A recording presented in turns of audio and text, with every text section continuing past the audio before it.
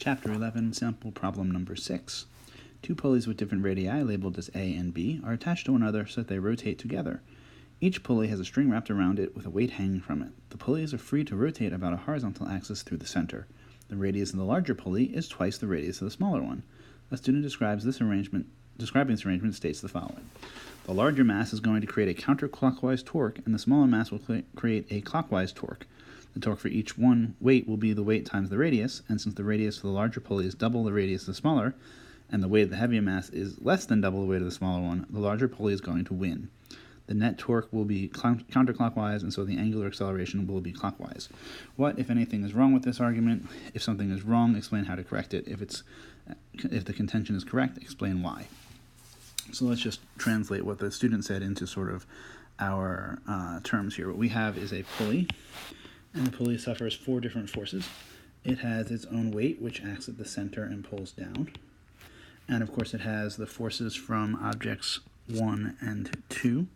So we have force 1 acting at some radius, force 1, and then we have force 2 acting at twice that radius.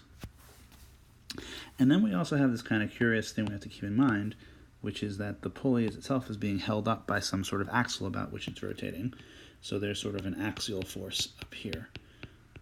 This is what makes it hard to do a force analysis on this problem, because we have no knowledge about the axial force. But it turns out we won't need it, because if we talk about a torque analysis instead, then we know that the sum of the torques is I alpha, and this would be the torque from the axle plus the torque due to gravity plus torque 1 plus torque 2, and that equals I alpha. We don't know what the I is, but it's some number times alpha. And then we can see, oh, wait a minute, but gravity exerts no torque here because its line of action passes through the axle, and so it's 0.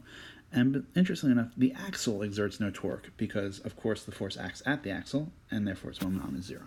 So we're really left with just the 2 torques. And so torque from 1 is 1.5 times the mass times g, that's the force, times radius a, and that's this guy. It tends to spin the axle that way, which is a positive, so yay for that.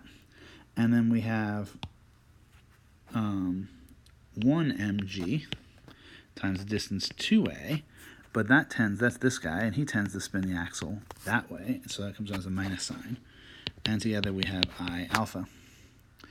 And so we see here that 1.5 mga minus 2 mga is minus 0.5 mga.